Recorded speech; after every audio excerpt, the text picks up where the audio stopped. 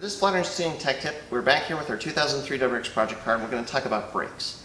Before we talk about that, it's worth mentioning at the beginning here that if you're going to talk about brakes, you really need to consider tires. Wheels, tires, and brakes are very interconnected. There's the obvious reason of, if you're going to put on a larger brake, caliper and rotor, wheel clearance can become an issue. But beyond that, something that is definitely worth keeping in mind is if you're going to put on a big brake kit, how effective that brake kit can be is going to be limited by the amount of traction that your tires have. So if you put on the biggest, baddest brake kit that you can find, but you're running skinny, all-season tires that have 600 tread wear, that big brake kit is just basically going to get you into ABS very, very quickly, and it's not really going to be able to stop the car that much more effectively. But conversely, once you put on stickier and stickier tires, a very an aggressive summer tire, or especially an R compound tire, what you can find is that it swings the other way. If you have a lot of traction in the tires, you might not be able to even engage ABS until you make some changes to your brake system. And especially if you're going with a really aggressive R compound slick or something like that, you might actually have to do an upgrade to the brakes just to get to the point where your brakes can take full advantage of the traction that your tires provide. And with this car, when we were tracking it, or when I was tracking it before, with the 2-liter engines, making about 240, 250 wheel horsepower, and playing around, found a nice balance with the Super 4 pots up front with DTC 30 pads, and in the back I did the H6 upgrade, and we were running the Hawk HT10 pad. So with all that together, it had a nice balance. The brakes performed very well. I was able to utilize all the traction that the 225 with R compound provided.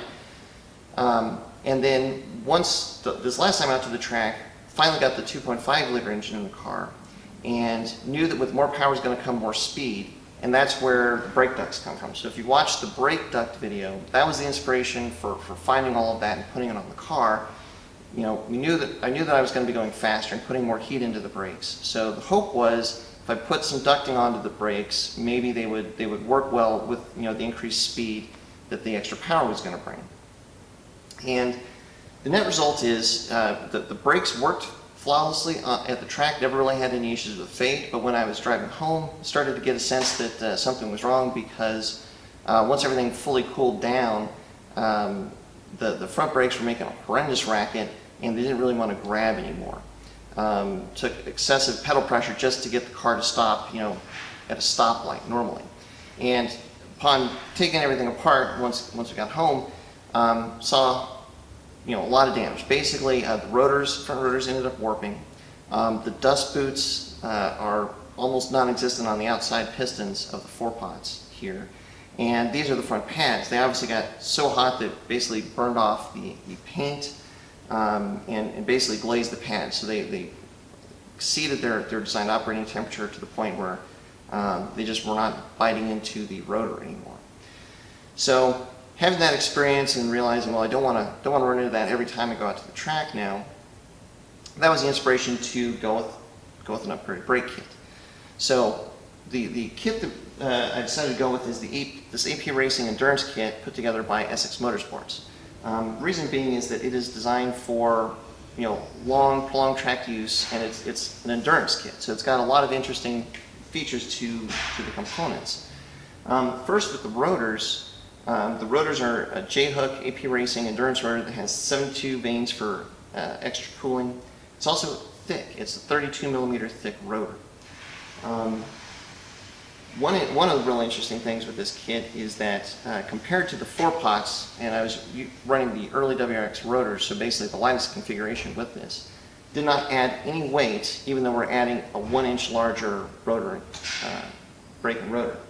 So all that weight has been moved from the caliper into the rotor, so we should have more mass, so more heat capacity in the rotor. The calipers, being a motorsports caliper, there's no external dust seal now to burn, which is handy.